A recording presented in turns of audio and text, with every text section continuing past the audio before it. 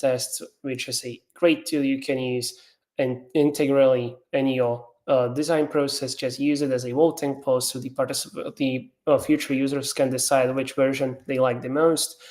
Furthermore, you can analyze their initial impressions with our 5-second test and ask any questions you might need using our survey. For the usability testing, we have 4 separate tools. Our mobile testing, which can be used to test basically anything that is mobile. It can be used to test your native applications as well as a mobile resolution of prototypes and mobile websites. Additionally, we have our prototype testing, which is fully compatible with Figma, which is the most widespread used prototyping tool. You can easily use it to test your prototype by just uploading them using a link to our platform, set up your tasks, and then test them. Website testing can be used to test basically any website which is publicly available. And finally, first click test, ideal for testing the initial impressions your participants have when you give them a simple task to do. Recently, we have also added live interviews to our platform. So as of now, you can create study interviews, which are a moderated version of any of our previous tools, and freeform interviews, which are ideal to just talk with your users, get to know more about their preferences and ideas. As I have mentioned, we also can help you with recruiting participants. What we are very keen on is the quality of responses. Anytime you receive a response which doesn't reach your quality standards, we will provide you with a replacement. You can recruit for any of the study types which I have just mentioned. Our panels cover basically the whole world, and we make sure that all the participants are fairly incentivized for their efforts depending on the complexity of the study. And finally, we are also right now in the middle of a survey with our community about the typical objections that your stakeholders have to your research, which is a important topic because it causes a lot of problems in the research process. And speaking of the research, please let me introduce our guest for today, Julian. Hi, Julian. How are you today? Hey, Marek. How are you? Thanks for having me. It's a pleasure as always. Julian, you are a UX researcher which focuses on the research operations. How did you choose this persuasion? Well, I'm a researcher that specializes in building practices, and well, I actually specialize in being the first researcher, and that's why I decided to. I mean, it's been my experience throughout my career. At the beginning, I was the first researcher in a company. Then I went to another one. I was the first researcher again. And then one time it's chance, the second time, okay, maybe it's chance, and the third time you end up in a similar experiences because you're actually choosing that. So that's why I decided, okay, fine, this is what I like the most. It's like when there's nothing in place and you need to go and build it. So that's it's research operations, of course, because that's everything related to building infrastructure, as we will see in this talk. But this is gray area between research and research hubs where I like to sit and I like to swim, Mhm. so to say. And you mentioned that you were a first researcher in 2 companies. Those were Brevo and Glovo, right? Right? Or No, I was the first research. Well, now it's called Brevo, but it was called Sunny Blue before. Mhm. And no, at Glovo was not the first researcher, but I was one of the first hires. And then, well, Robert and so other ones. So it's like, and now I'm currently working with a company as a first researcher too, apart from my agency. So it's a little mixed model, so to say. And the agency mentioned it's a 180 agency. The That's 180, yeah, agency yeah, you yeah. founded. Yeah. Yeah. That's my agency where I provide services for building research practices. Maybe sometimes it's doing it myself, like as I said, I'm doing now, or maybe just with some advisory or consulting services. Okay, I can coach you or I can guide you on how to build that from scratch. Hmm. And you also recently founded a podcast as well, right? Finders to Builders. Yeah, from Finders to Builders, which is basically about the same little universe. Everything is around. You have a podcast, a newsletter, a blog. So everything is around this experience of being the first researcher or being a team of one. So both are kind of there. So it's all about building the infrastructure, building the practice, the culture, dealing with stakeholders. Similar to the question you have here, dealing with these objections, all these things, and kind of establishing a research not only just as a position, but as a whole function and the culture throughout the company too. Okay, so uh, it sounds like we are a fish in the water in this topic. So I'll just leave you to it, and please, the stage is yours, and we are all looking forward to hearing more about this from you. Thank you so much for coming today. Great, thanks for having me. So this is the human backbone. This is consists of 24 little bones, as you can see here, that help you move. It gives you structure, helps you stand, helps you bend, helps you walk. And the human backbone also protects the spine, which connects the brain with the rest of the body. It's the all the nerves that go there, and all those connections are also protected by the backbone. And I know it might sound a little weird because we're talking about research here, supposedly, but this is a concept that I use to explain how important research operations is in terms of the practice and in terms of learning throughout the company. So let's now start with research. So research nowadays is getting messy. So there are many things going on in the research world. There are many trends. There are many ways of working, new frameworks arising, and there are many changes happening now. Some positive, some not so positive. But there's a lot going on. So it's a bit of a turbulent time, so to say now. And the reason is because there are different phenomena, as I said, and I want to start with the first phenomena that brings it to this point. So the first is the rise of the user researcher. And well, I know that now, we, as we'll see with the layoffs and the changing situation regarding the market, and so now it's a little bit fuzzy, but we can safely say that if we look at data from, 12, 15 years ago, we can see more and more researchers popping up in companies. We see like teams started being created, and then more showed up, and then teams started to grow, and so we could see this. We could see more companies investing into this. Before it was like not even a thing. I remember um, back in the day when I started, I looked for researcher jobs, and there was nothing. And actually, my first researcher job with the official title of researcher. Actually, I joined as a product manager because I started actually in product. So I joined that company as a product manager, and then after a month and a half, we shifted it into a researcher title. So there were not a lot of things happening, but now we can see there are more and more around. So yeah, here we have this graph from Indeed that you can see, the last 12 14 15 years we see the trend slowly going up. Of course, we have this 2022 2023 kind of like break there, and this kind of like going a little bit down. But yeah, now things are I want to be optimistic. I've seen things slowly picking up in different markets, in different ways, but slowly picking up. And also, we also have to mention that maybe large teams took a toll, but also what I'm seeing now, and that's also part of the reason that I decided to focus on this first researcher bit, is because I'm seeing more companies hiring their first researcher, and kind of understanding the value. It's going slowly. I know we are very far from being a staple position at companies, but it's slowly getting there. So let's be hopeful and bet that things will change for the better.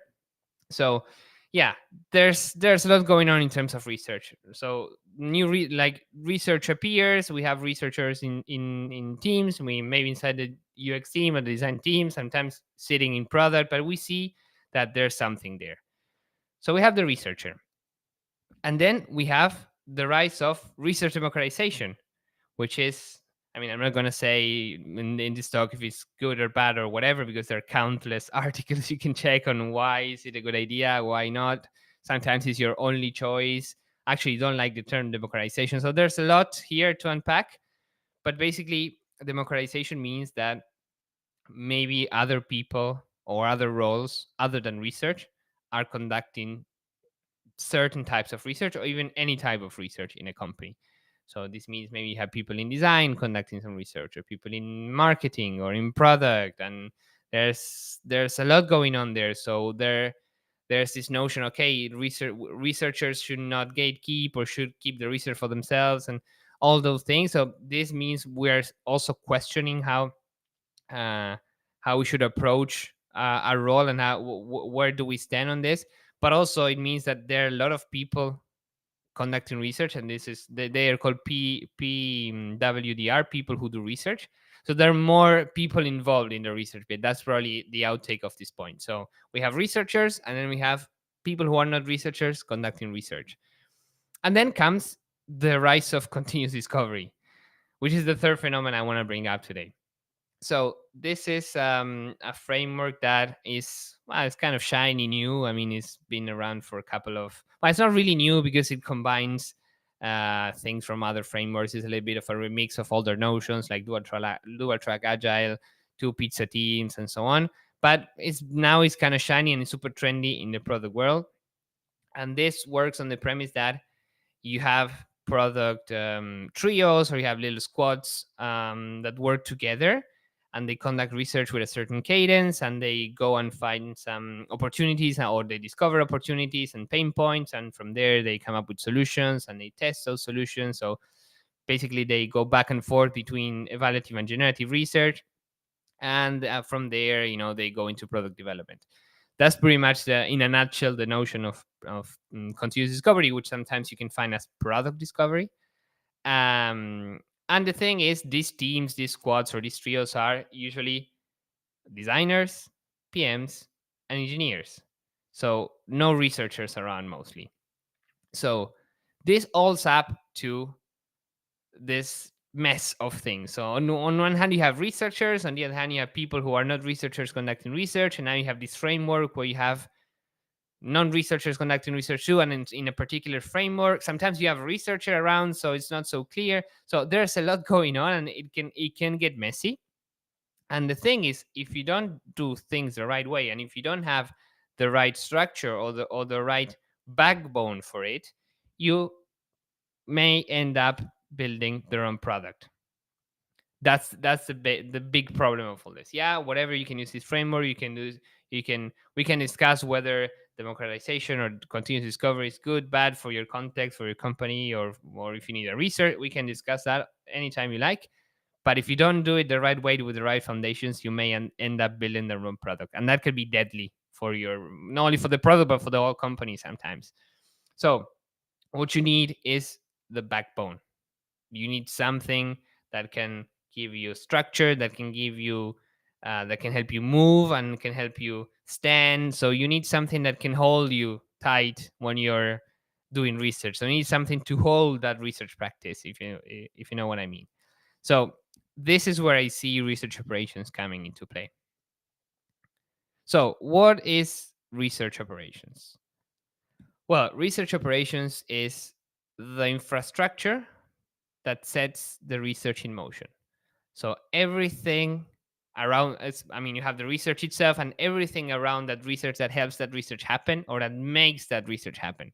This can be from getting the participant, from what you do with the insight, how do you store them, how do you share them, how you connect this with other teams, and how do you get requests. Everything around that is research operations. So the thing with research operations is that most companies do not invest in research operations.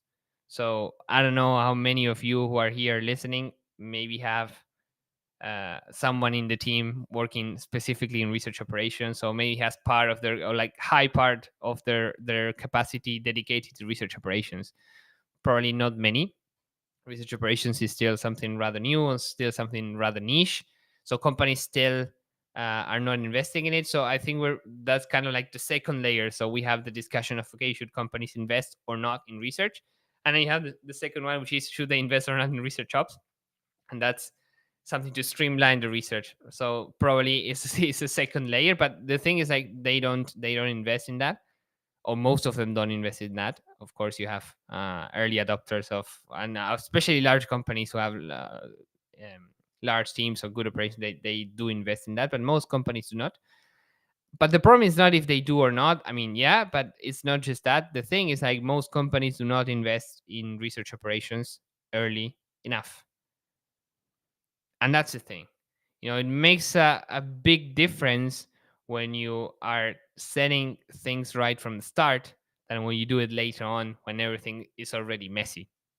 So many people think, okay, research ops is maybe something for large teams. We don't need to do it now. We don't need to tackle that. We don't need to invest now. But probably there's this misconception that it's a different thing, or this like a power up to the research. But no, actually, if there's research ops, and this applies to anything ops related. So if you have devs, you have DevOps. If you have design, you have design ops. Maybe you don't have like a specific person or a specific role tackling that, but you have that. So you need to invest that. Sorry, you need to invest in that. This means you can hire someone, or you can spend resources or budget there, but you need to invest on that. So today I want to tell you what can research ops help you out with, how can you get started with research ops, and when should you start investing in research ops. So the first thing, what can research ops help you out with? Well, plenty of things. I mean, I think we can do one talk per one of the things that you can do with research ops, and that wouldn't be enough. There's so many things. If you go online, this is the map from the research ops community, pretty popular map. Super, like this was made by the best minds in research ops in the world. So thanks for putting this together for us to learn. So there are many things around, as you can see, and there are little bubbles. You have budget, you have capability, you have enablement, you have knowledge. There's so many things, and we could take forever to explain everything. Research ops can bring a lot of value, not only to the research team in particular, but to the whole organization. But I mean, we have an hour for the whole workshop, so let's focus on three things. What are the three things research ops can help you out with now, or most teams could benefit from? So the first one, no surprise here, is participant management. So this is a pretty popular one. Everybody, in fact, there's this misconception that research ops is only participant management, and it's not. So it's very relevant, and that's why probably is one of the first thing that gets your foot at the door. But it's not just that. I want to clarify that. So participant management, what does it actually mean? Is it just getting customers? Well, no, it's getting the right participants, which is not the same thing. It's not getting customers. Yeah, get me someone to talk to. No, you need to get the right participants. And here I would also add getting the right participants the right way. I don't know how many of you. I mean, UX Week is based in Europe. I'm based in Europe, so sometimes, and sometimes my content is a little bit Eurocentric in this regard. But I always talk about GDPR compliance and how things should be the right way, and so. But it's important that we really follow the rules here because it's a law, so we need to comply. So the right way really matters. So what if we open the participant management box, what can we find inside? Well, we have, as I said, we have this consent and privacy, which we can also connect to GDPR. The regulation that for data and privacy. So basically, this is if you want to reach out to customers, you need to do it the right way. They need to give consent for it. You need to respect the way you reach out to them. You need to follow the rules. You need to provide them with options to unsubscribe and so on. So you need to do it that way. Also, it's about diversity, not just talking to like a small pool of people, but also making sure that you're talking to a diverse set of users. Then it's about incentives. So what are you, if people come and take part in your research, you need to incentivize them accordingly. So how do you pay them, how much, or maybe you don't pay them but you give them a non-monetary incentive and so on. This is all part of participant management.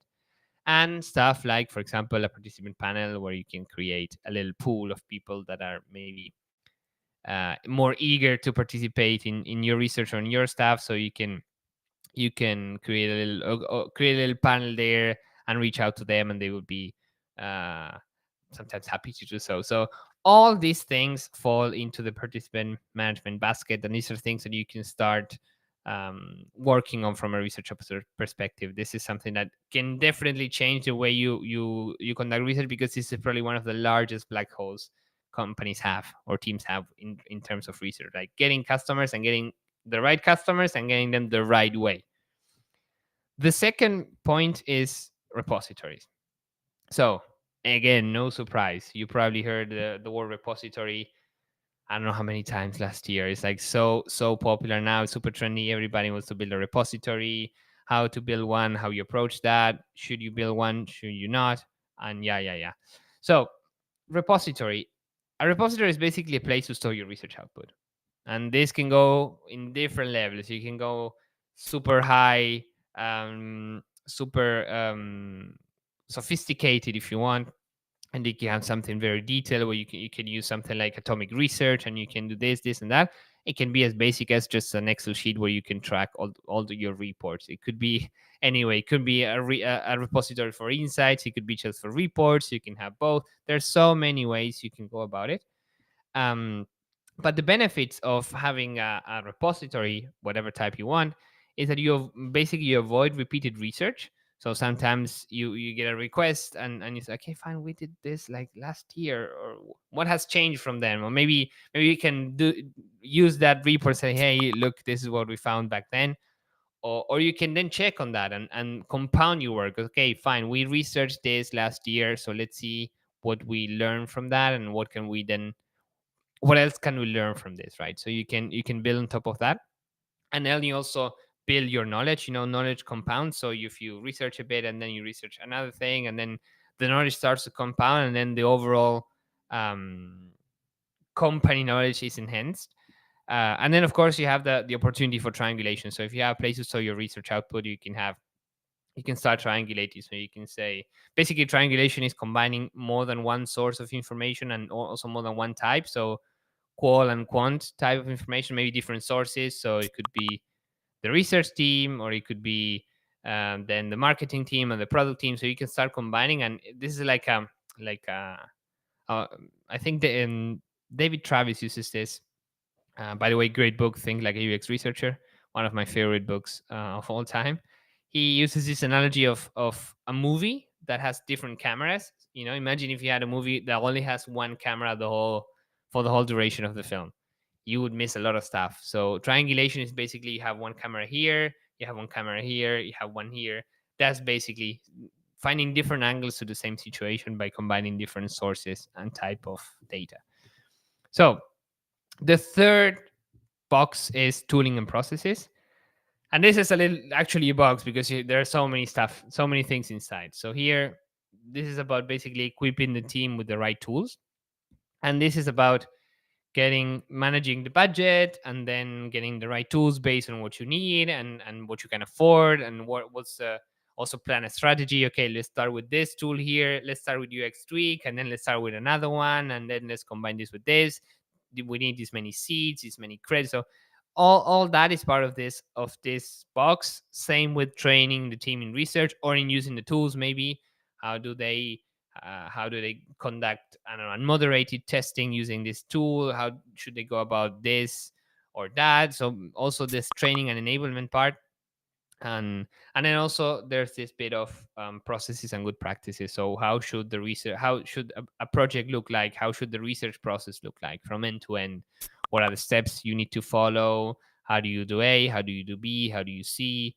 And how do you ensure that people are conducting research to a certain standard? That's also something that is part of the research operation scope. So how do you keep standards in terms of the quality of the output, and also the quality of the process, and also the efficiency of the process? So these are also things that you can always assess and map and tackle from a ReOps perspective. So these are the what's. So three things you can go back to your team, your manager, whoever, tomorrow. Well, maybe tomorrow is Friday, so maybe don't do that tomorrow, but do it on Monday, okay? You can go and say, fine, these are three things where I can see participant management, repositories, and tooling and processes. These are things that we should be investing time, money, and effort, right?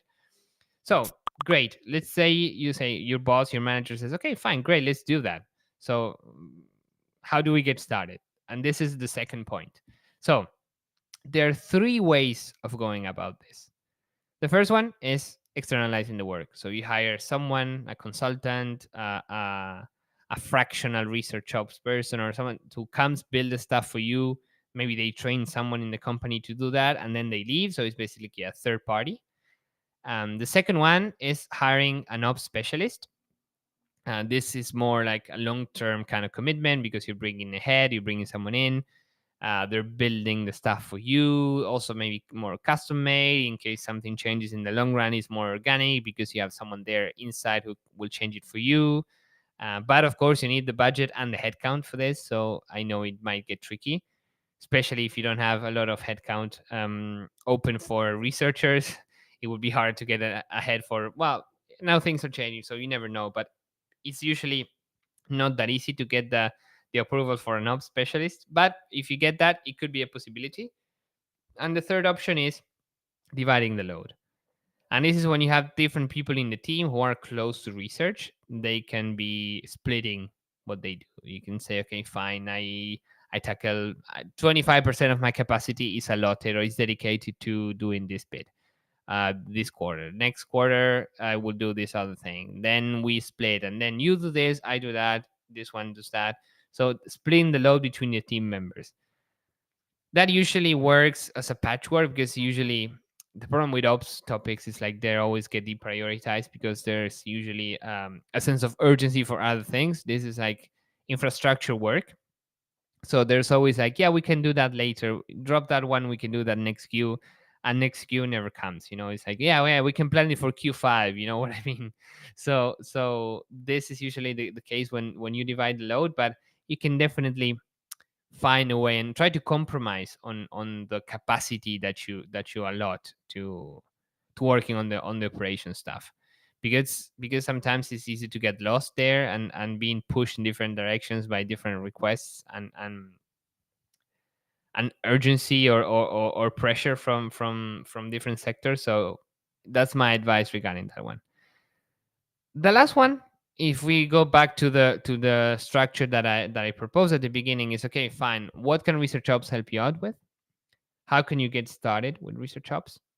And then when should you start thinking of research ops? And this is a pretty straightforward one, which is as early as possible. So if we go back to what I said at the beginning, if we set things right from the start, then it's easier to scale and it's easier to build on top of that. This is like a building. If you start building one floor like this and then another floor like this, and at some point, like in the Middle Ages, maybe this building will fall down. But if you put the right foundations and the right things from the get-go, then it's easier to then build, maybe even build on top if you want later on.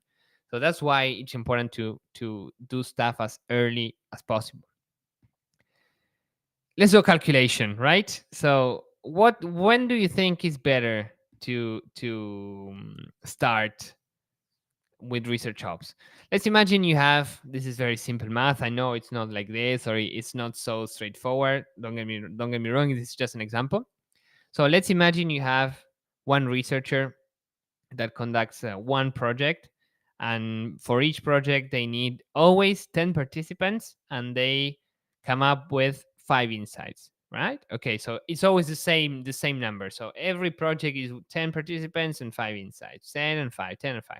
So when do you think it's easier to set things up? Remember, we have to, if we go back to the topics that we talked about, you have participant management, you have insight management, or repositories, and so on. So when do you think is easier to start working on the practice? When you have this, or when you have this? Imagine you now have to start recruiting and you don't have a recruitment process in place, or you don't know what to do with the insights, and the insights are floating around and stuff gets lost. So when do you think is better, and when do you think it's more adequate to work on research operations? Here or here? You probably know the answer to this one. So if we go back to what I said at the beginning, the backbone is what helps us stand, gives us structure, helps us move when we need to move, helps us bend, and also protects the spinal cord, which protects all the nerves, all information, and all the electrical currents that go from the brain to the organs. So if the backbone works well and everything is in place, you can move and everything can work properly. And that's why I believe research operations is the backbone of any research practice, because research is not just about doing the stuff or the hands-on research or the actual research itself, but everything around it. If you don't get the right people to do your research probably won't be good. If you don't have the right standard, it won't probably be good. Even if you have the best standard, if you don't know what to do with with the output, or if you don't store it properly or you don't share it properly, your output will go nowhere. So building this is actually as important as conducting the research itself. That's why it's a central part of any research practice. Thank you.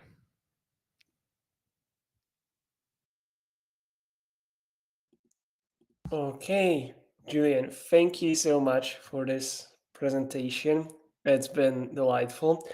We'll take a 1 minute break before the Q&A starts so we can make sure that we have all the questions. If there are any questions anyone would like to ask.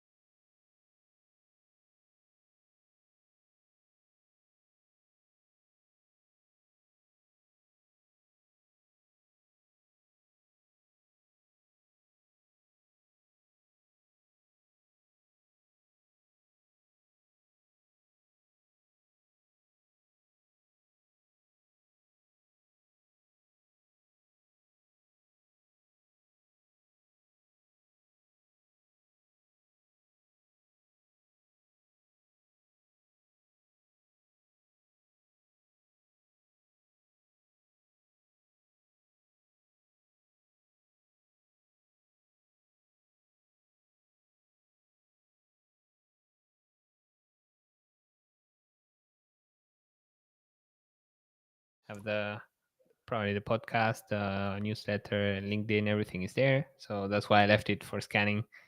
Uh, Yeah, we are now back. Hello, everyone. So please keep asking the questions as well. Throughout the Q&A, we will be adding them as we will be answering those which are already in. As Julian mentioned, he shared a QR code with all of you to follow him if you want to stay in touch and learn more about research ops. We'll also share this contact on our socials as well to make sure that you get the chance to reach out to Julian. Okay, so let's start with the questions.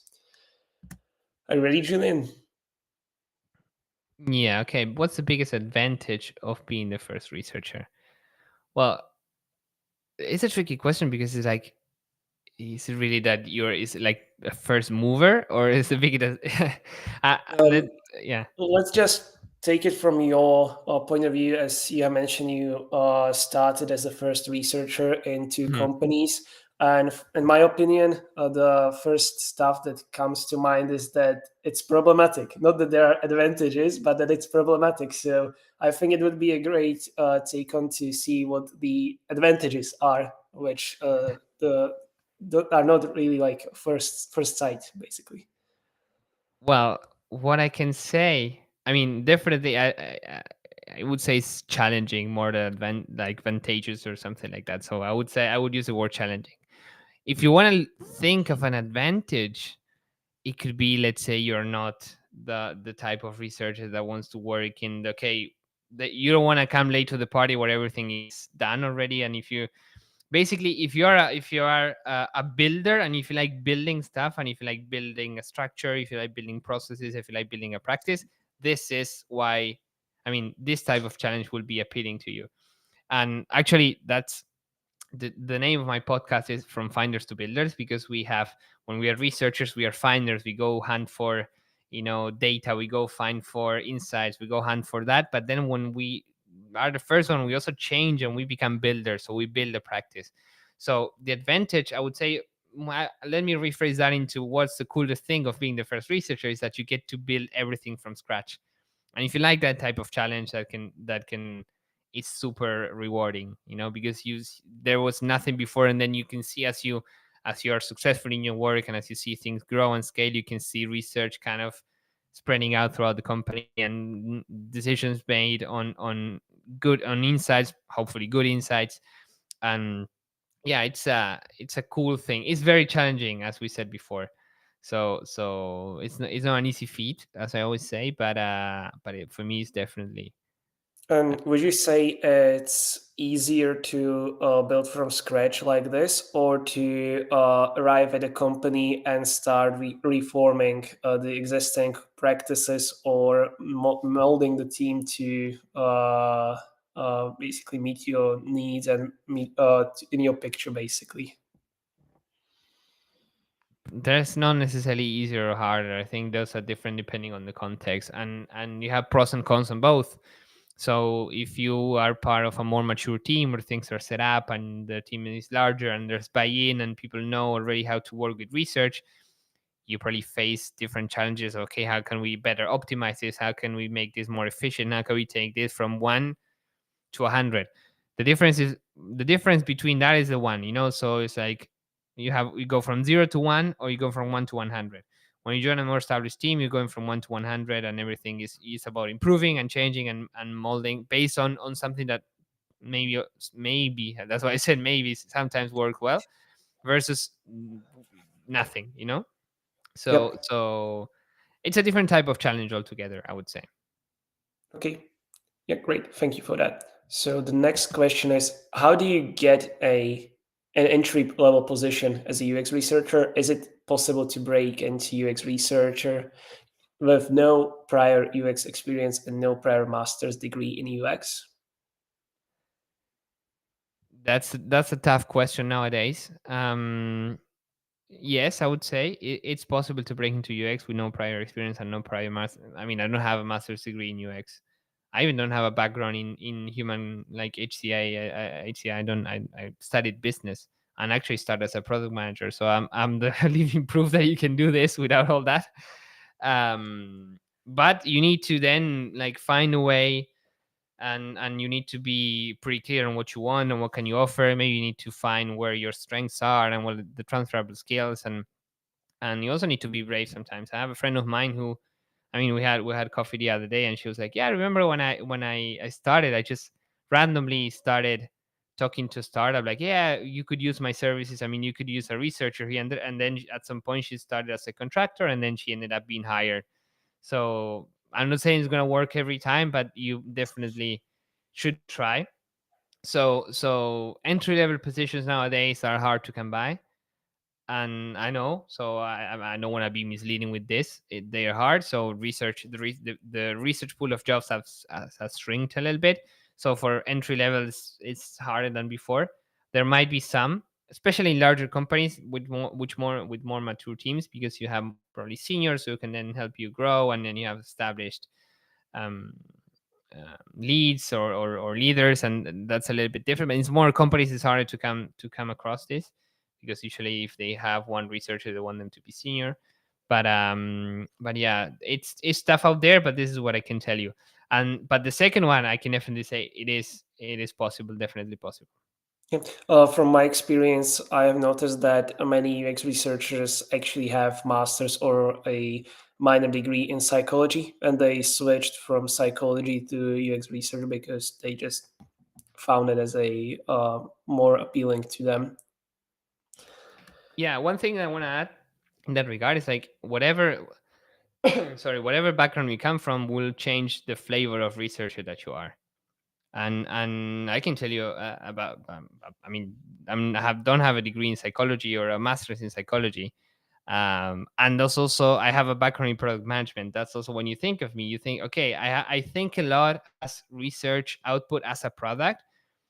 So it's a product inside a product team. So basically, I need to deliver this. I need to, So I also think in those terms. That's because my background is in product management, also in business. So I still think of all this operation thing and being the first one and so on. Is not random. I mean, I'm not the best. I'm gonna be honest, I'm not the best researcher in terms of like hardcore research skills. I'm not. Probably someone in psychology is much better than me. I went the other way, like harnessing my skills, and harnessing my background. So it's you can pull things from different directions, and that will change the kind of, or the flavor of researcher you are. Yep. So basically, you need to find your own path, and that's the easiest way to be honest. If you can find it, then you can walk it, basically. Okay, so moving on to the next question that we have. It's not a question, it's a statement that we have seen in the comments. Continuous discovery was a disaster for most of the projects I have worked on. Do you have any similar experience, or what's your opinion on this, Julian? Well, I'm gonna start that. If you're interested in this topic, you will like the next episode of the podcast that is coming next week, because it's exactly on this. I unpack product discovery / continuous discovery. And well, I'm not gonna say it's incompatible with other types of research, and I'm not gonna say it's a bad thing per se. The problem is, like with like any tool or any framework, the problem is how you implement that. So the problem with product discovery, well, in terms of operations and everything that we talked that we discussed in this talk, is they're usually lacking. So they reach out to random people, they talk to anybody, and they don't have enough depth to get the right insights. They don't know what to store them. So everything that we discuss here, most teams are lacking. But that apart, my experience has been that teams, they are not able to digest the insights or put them in practice with the speed they're trying to go. They just say, "Oh, we need to talk to customers every week." Okay, what for? What are you trying to learn? What are you? What you need intent. So talking to customers because you have them there every week, it's like me just like drinking water because I have a bottle. It's like, if I'm not thirsty, I shouldn't do that. So this is, or eating. Imagine, it's like, if I just eat because I have food around, it's like, it's not going to work. So you need to have an intent. You need to have something like that drives you there. One thing. Then you also need to pair it with how you're able to absorb, or are you able to implement those insights. If you get insights every week, are you able to translate those into the actual product development, or are you just like gathering a pile of stuff? Then, if you're going for small samples of users, if you're talking to 3 customers every week, if you're not asking the same every time, or if you're changing stuff every week, you will never get to any sort of saturation, because you're changing the goalposts every time, you're changing the script. So it's like, you just like we go back to, one customer told me this, so I'm gonna go and build that. It's a mess if you do it that Yeah. way. So all these things, I mean, I wouldn't understand why someone would say this, because usually it's implemented the wrong way. I'm not a fan. Actually, I'm not a big fan of the whole thing, but I think it has a space. You can do that. You can have that as a customer touch point if you want, and you can have that as a let's say, as another lane of research, as another source. But if you only have that, well, you better implement that the right way. Yep, it's a slippery slope, Yeah. because if you have a strong week with a specific opinions from your customers, you might think that this is the way to go, and then suddenly 3 following weeks no one mentions it, and you are already in the doubts whether you went the right way or not, and what should you do next? Should you focus on something different? And it can get all messy real quick. Yeah, I would advise to keep this as maybe like a low signal channel of stuff, maybe, and you can have that, and you can do like a bi-weekly cadence or something like that. and you can probably find a place for this. But also, if you want to implement it very like puristically, and you want to say, okay, I want to be a purist, I want to do it every week, whatever, get a researcher involved.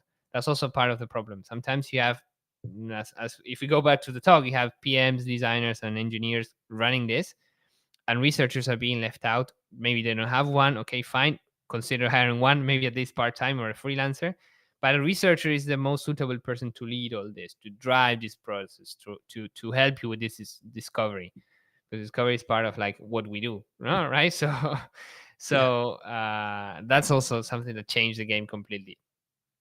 Yeah. So uh, now we have a few questions which came as we were answering other questions. So first up is, if you already need to advocate for UXR in general, e.g., being the first researcher, do you think it's a good idea to try and advocate for ReOps at the same time? Can you repeat the first bit? If you already need to advocate for UX research in general, Yeah. e.g., being the first researcher, for example, do you think it's a good idea to try and advocate for ReOps at the same time? It's part of the same thing. It comes So, with the whole package. As we go back, if there's research ops. mhm, Maybe you don't need to phrase it as, yeah, let's go for research ops, and you don't need to.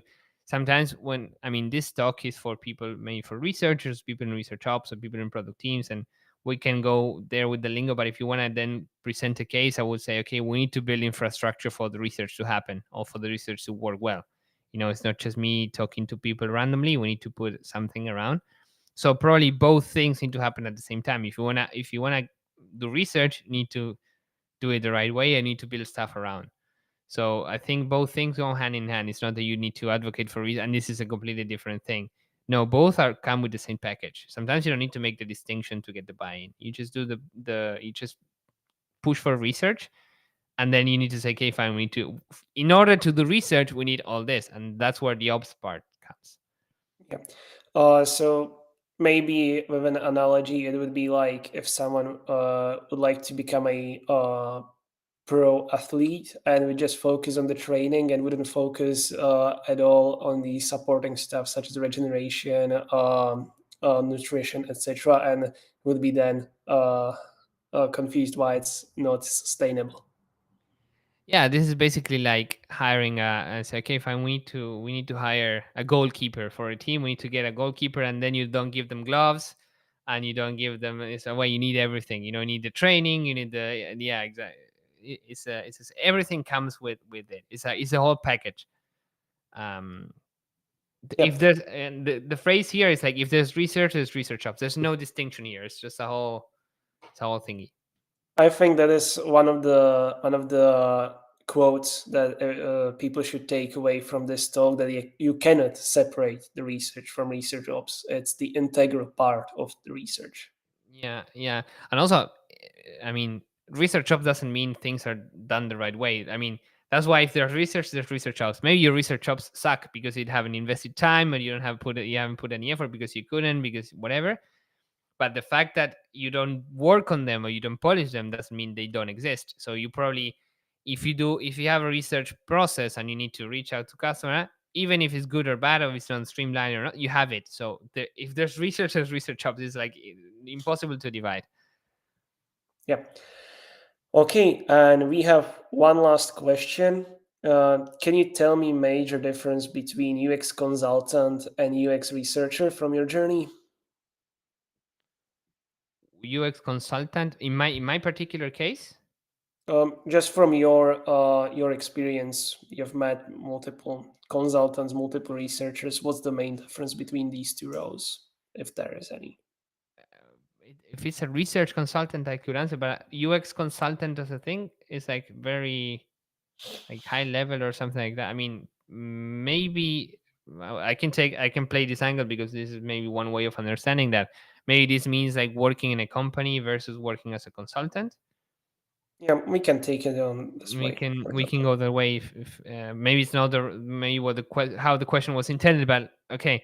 So it's different because you're an external party, so that's the first thing you can differentiate. But then as a consultant, in my case, for example, when I provide services, sometimes I'm not conducting any sort of research myself, or any, I'm not doing anything. I'm just like providing advice and helping someone maybe inside the company do things better. So maybe you have a team, and for example, if you go back to continuous discovery, last year I worked with some teams who wanted to implement continuous discovery, and I helped them build the infrastructure around it. So that would be a service, but it was not me going there and doing any. I mean, we just had calls and we had coaching and we did this, and then I helped them, I guided them mostly. So it's mostly like that kind of service, if that's what they mean. Sometimes you have consultants who also do the work themselves. You know, that's just me, but Mhm. um, but And that's the thing. do you personally prefer this consultation work, or if you are like an integral part of the team in-house, what do you prefer personally? It it depends on. I mean, personally, I think I like the second one more. Like, well, the first one more like consultancies, because I like you change environments more and you work with different people and different contexts. So it also helps accelerate your learning. Usually, like you get to touch different industries. So I like that more. And also, I don't know, they're short term usually in comparison. Because if you're in house, maybe you're looking for something in the long term, or it's a little bit different. So yeah, I also depends on where in your career you are. You know, if you're starting out, you definitely should aim for in-house roles, and then see what you like. But yeah, it's also personal preference. I have people who have like, I don't know, 15 years of experience and they still are in-house and they love that and they grow inside and they become staff, principal, or whatever, UX leads. This is just like, do you want to freelance, or do you want to work at a company? It's the same kind of question, bro, maybe. Yeah. Okay, so thank you so much for your time, Julian. It's been a pleasure. I think everyone who found a little time to come to this webinar today has learned new stuff, and hopefully, people will better understand why research ops are integral part of research and not a separate thing.